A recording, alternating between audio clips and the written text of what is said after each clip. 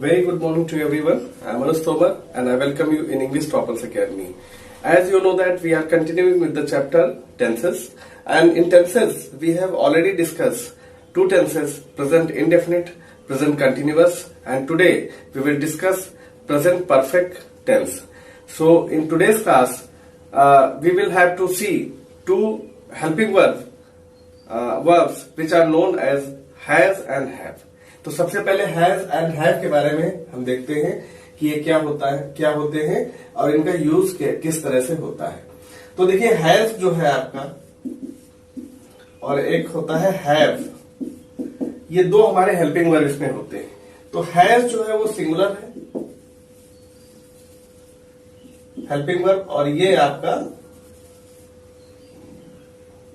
Plural है, ठीक है। तो अगर हमारा सब्जेक्ट सिंगुलर सब्जेक्ट हुआ तो हैव लगेगा, अगर हमारा प्लूरल सब्जेक्ट हुआ तो हैव लगेगा। इस तरह से दो जो हमारे ये हेल्पिंग वर्ब्स हैं इनको हम समझ सकते हैं। अगर इनको हमने समझ लिया तो ये समझ लीजिए आपका टेंस ये आपको आ गया, ठीक है। तो ये आपको क्लियर हो गया।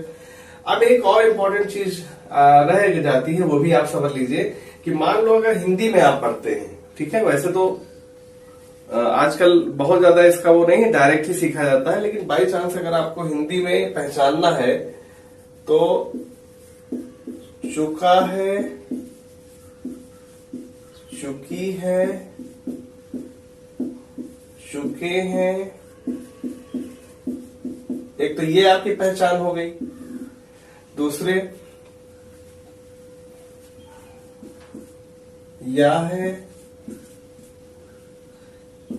ये है और ये है, ये दोनों आपकी पहचान होती है। कहने का मतलब है कि अगर जैसे वहां दिल्ली जा चुका है, वह दिल्ली चला गया है, या है, देखिए आ गया। तो इस तरह से दोनों पहचान आपकी होती है, इसमें कोई भी कंफ्यूजन आपको नहीं होना चाहिए कि मतलब अगर चुका है आया तब भी है आपका ये कौन सा प्रेजेंट परफेक्ट टेंस, या है। और ये पहचान आपकी तीनों में होती है, चाहे वो पास्ट हो, चाहे वो प्रेजेंट हो, चाहे वो फ्यूचर हो। क्यों?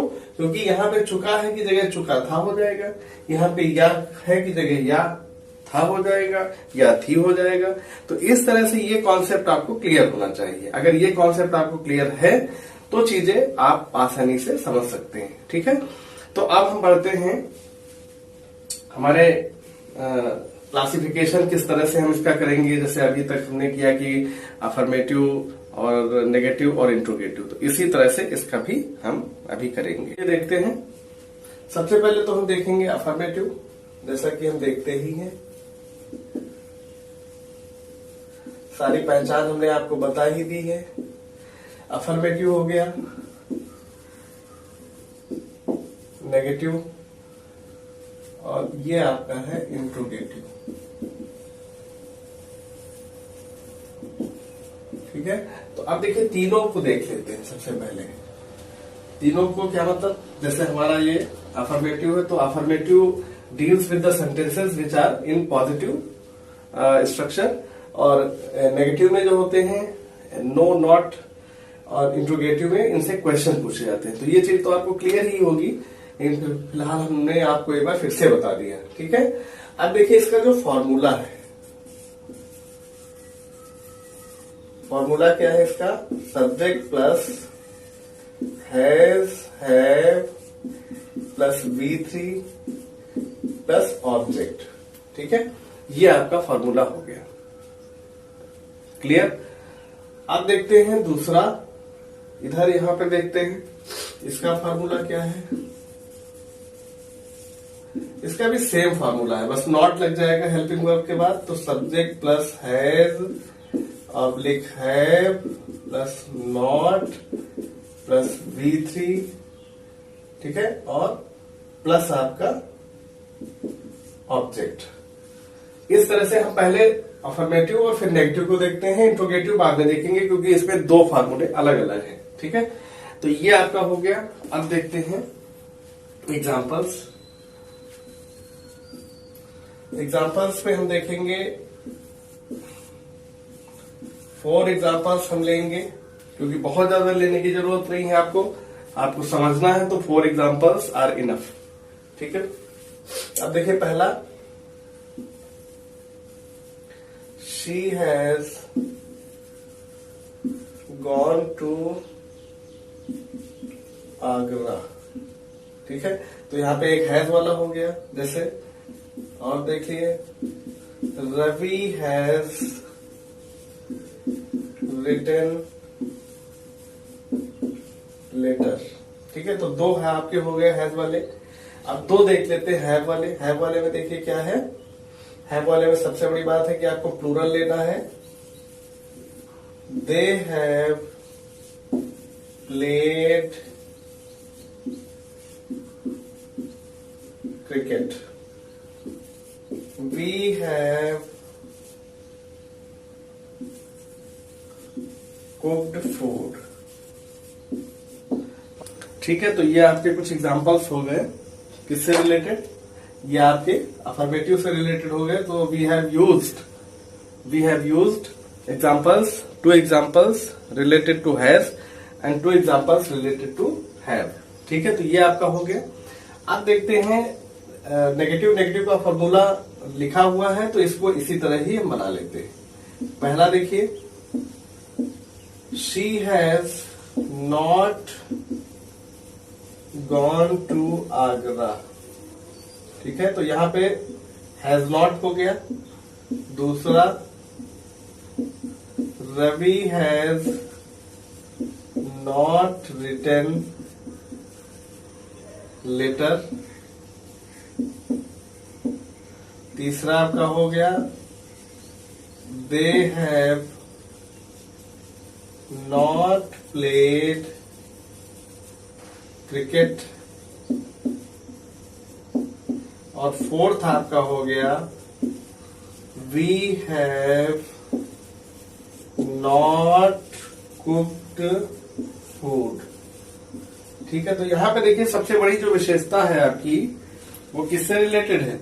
यहां पे देखिए हैज गॉन, यानी कि हैज और थर्ड फॉर्म, हैज और third form, have third form, have third form. यहां पे has not third form, has not third form, have not third form, have not third form. तो इस तरह से ये आप इसको डिफ्रेंशिएट कर सकते हैं। ठीक है, तो काफी हद तक चीजें समझ में आ गई होंगी। अब आपको हम ले चलते हैं इंट्रोगेटिव में। तो इंट्रोगेटिव में देखिए 2 पार्ट इसके होते हैं। ठीक है, तो पहला होता है HVT, जिसको आप कहते हैं हेल्पिंग वर्ब टाइप। इसको आप क्या कहते हैं, हेल्पिंग वर्ब टाइप। ठीक है, और इसके कुछ एग्जांपल्स हम देख लेते हैं।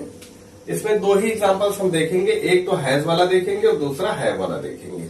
तो इसका जो फॉर्मूला है वो देख लेते हैं पहले।